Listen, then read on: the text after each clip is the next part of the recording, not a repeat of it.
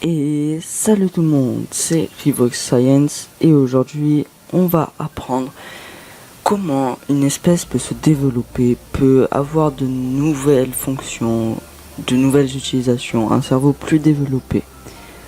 Donc avant que la vidéo commence, je vous invite à aller liker la vidéo si celle-ci vous plaît. N'hésitez pas aussi à vous abonner, ça fait toujours plaisir. Et si jamais vous avez des questions de science, n'hésitez pas à me les poser en commentaire, je pourrai y répondre dans de prochaines vidéos.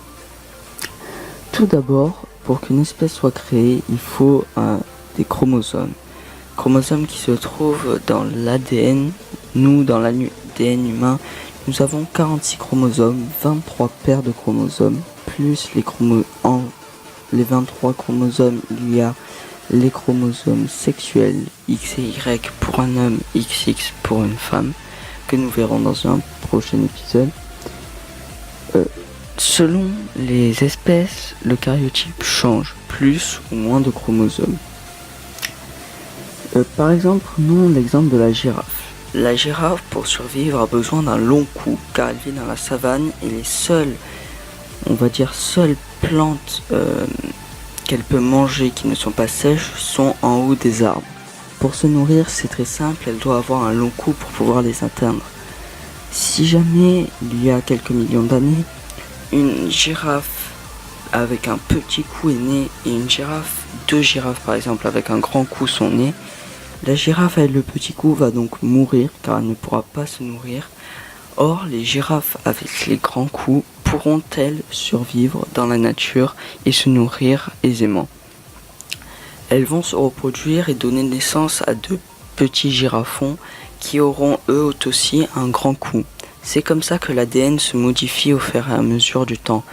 Si une girafe a, par exemple, 2 pattes grandes, 2 pattes petites, mais qu'elle arrive très bien à survivre, c'est elle qui prendra le dessus et donc ces chromosomes qui seront mutants pour sa génération, donc pour la génération des girafes aux 4 pattes identiques, si c'est elle qui survit, ces chromosomes mutants deviendront des chromosomes normaux qui se favoriseront avec la nature et au fur et à mesure du temps, il ne restera plus que des girafes avec 2 pattes longues et 2 petites pattes. Voilà. Nous pouvons prendre d'autres exemples.